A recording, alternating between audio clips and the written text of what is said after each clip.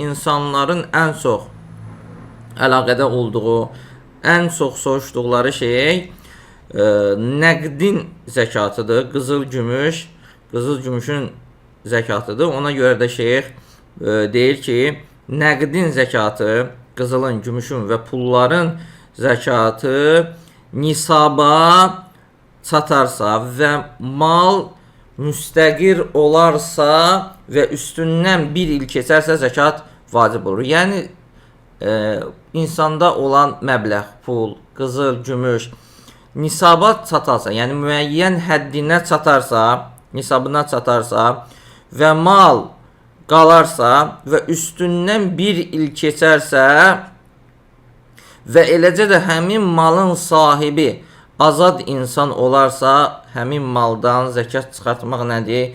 Vacibdir. O ki, qaldı qula, qulun üzərinə zəkat düşmür.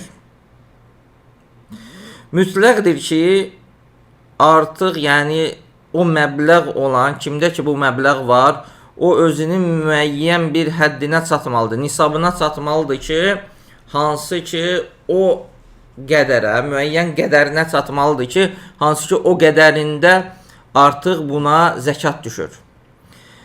Və bir də üstündən bir il keçməlidir. Qızıla gəldikdə isə qızılın yetərli miqdarı hansı ki ondan zəkat çıxartmaq vacibdir. Əksər alimlərin sözünə görə 85 qramdır.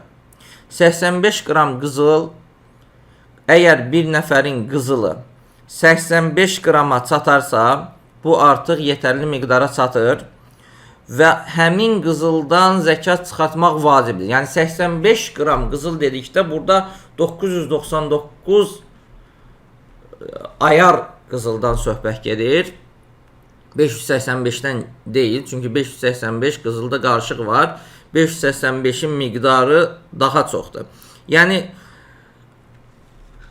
85 qram 999 ayar qızıl 85 qram yetərli miqdarına çatarsa, artıq onda nə olur? Zəkat vacib olur. Kimdə 85 qramdan və ondan artıq olarsa nədir? Artıq zəkat vacibdir.